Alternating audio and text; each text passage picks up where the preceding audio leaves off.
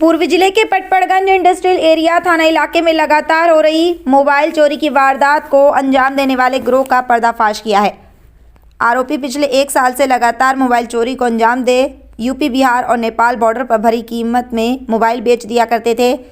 Police के मुताबिक PIA थाना क्षेत्र में लगातार मोबाइल चोरी की घटना सामने आ रही थी। पुलिस ने जाँच शुरू की तो पुलिस मुखबिर ने सूचना दी कि मोबाइल चोरी की वारदात को अंजाम देने वाला गिरोह का सरगना कबातुल्लाह है, जो सैकड़ों मोबाइल चोरी के बाद मोबाइल की खेप यूपी और नेपाल में पहुंचाता है। पुलिस ने इलेक्ट्रॉनिक सर्विलांस के आधार पर कबातुल्लाह को गिरफ्तार कर लिया है।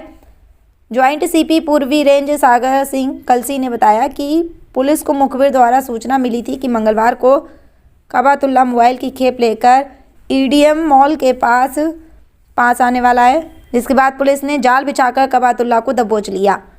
कबातुल्लाह के पास से चोरी के 35 मोबाइल भी बरामद किए हैं, जिन्हें वह नेपाल जाकर बेचने वाला था। कबातुल्लाह मोबाइल में डिजिटल मनी ऐप के पासवर्ड बदलकर पैसा भी ट्रांसफ़र करता था।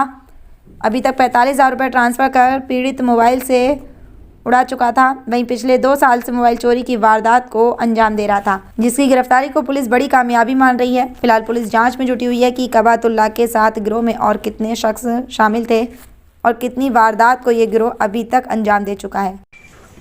दिल्ली पुलिस के ईस्ट डिस्ट्रिक्ट के थाना पीआईए पटपड़गंज इंडस्ट्रियल एरिया की टीम ने बहुत अच्छी एक गैंग को पकड़ा है, जो बस अड्डा और जो गाजीपुर गांव है वहां से ये फ़ोन चोरी करते थे।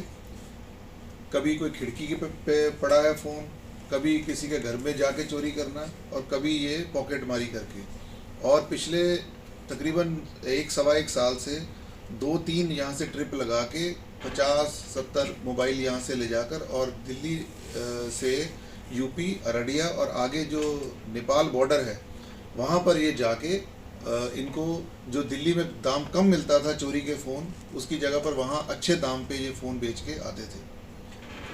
हमें एक मुखबिर के द्वारा 29 जनवरी 2024 को एक खबर मिलती है कि इस तरीके से एक शख्स है कबातुल्लाह, ये इस तरीके की वारदातें करता है और ये हमारे यहाँ बस अड्डे के आसपास एक ईडीएम मॉल के सामने वहाँ पर ये आएगा और ये यहाँ से मूव करने की ताक में है। मैंने टीम लगाई हमने और इसको जो है इस 35 मोबाइल के साथ और कुछ इसके साथ के डॉक्यूमेंट्स वगैरह इसको हमने पकड़ लिया। वो 35 फ़ोन में से हमारे 22 फ़ोन जो हैं वो EFIR और जो लॉस्ट रिपोर्ट वगैरह होती है जो उसके साथ लीक भी हो गए हैं और बाकी फ़ोन जो हैं कुछ लॉक्ड हैं, उन सबको हम कनेक्ट करने की कोशिश कर रहे हैं।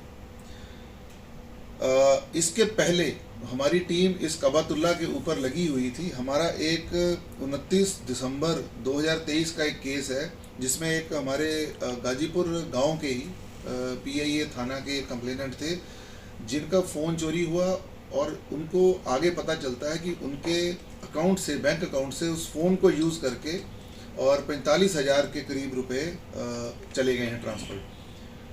उस 45,000 में से 40,000 तो एक एटीएम था जिससे ये निकाले हैं, जो कि एटीएम वैशाली यूपी का है। हमें वहाँ की फुटेज भी मिली है एज एविडेंस, जिसमें ये कबातुल्लाह दिखा है। जो बाकी के 5,000 रुपये हैं, ये एक जो एयरटेल मनी ट्रांसफ़र होता है जैसे पेटीएम के ज़रिए, ये जो पैसे थे वो इस फ़ोन से एक अकाउंट में गए, उस ए से बी और बी से जो सी अकाउंट है वो कबातुल्लाह का अकाउंट है, जो हमने फ़ोन के सर्वेलेंस के आगे पता किया। उस कबातुल्लाह की लोकेशन गाजीपुर गांव की ही आ रही थी। 1 महीने से हमारी टीम ताक में थी। तो ये एक हमारा अपना खुद का केस और बाकी के केस भी पीआईए के ही हैं। तो ये इस तरीके से एक अच्छा खुलासा हुआ है। इनकी टीम के जो कुछ सदस्य जो गैंग के हैं, वो हमें पता चला है कि वहाँ अररिया में भी हैं, तो हमारी टीमें अभी वहाँ भी जाएंगी। इन दौरान तफ्तीश पता चला है कि ये कबातुल्लाह जो है, ये पिछले 2 साल से ये अररिया का रहने वाला है,